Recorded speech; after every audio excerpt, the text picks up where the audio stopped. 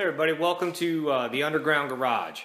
Just a quick one on sort of the basics of a paint job. When I first started doing this, that was the hardest thing for me to find out was what are the steps? How do you move through the process? What is the process? So this is how I do it here at the Underground Garage. Hopefully this helps somebody out there get their project off the ground, kind of get moving through it. The first thing that I always like to do is it's pretty simple, just set your goals for the project. Is it something where I just want to get my feet wet into painting and kind of learn what's going on? Am I trying to paint an entire vehicle? Do I want it to look like it looked from the dealership new? Do I want it to look like it would look maybe from Mako? Or do I want it to have that, that show car, concourse restoration type of look? What are my goals for the project? Once I know what my goals are, I take a look at what I'm doing and kind of just assess the project on what do I need to do to meet my goals. The biggest decision you have to make right up front is, do I need to put primer on it?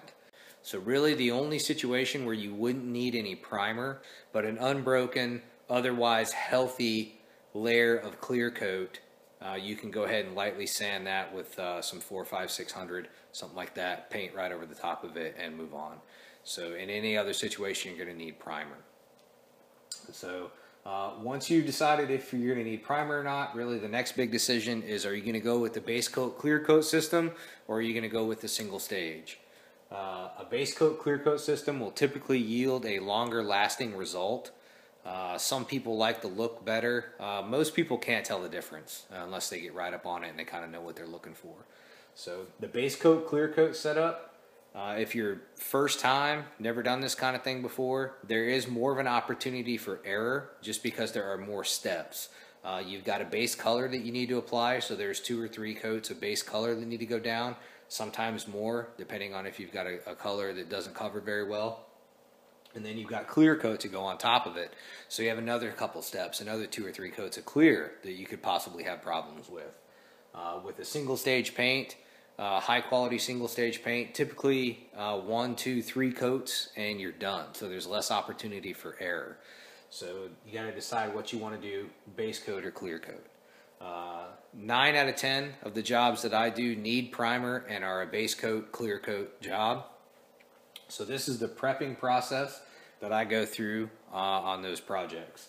I go ahead and I run over the whole project, whether it's an entire car, an entire truck, motorcycle tank, one panel, fender, anything like that. I slide over the entire thing with 180 grit sandpaper on my DA, because the next step is the body work. That's where I do all my Bondo, any type of rust repair, fiberglass, whatever you're doing, that's where your repair process is going to happen.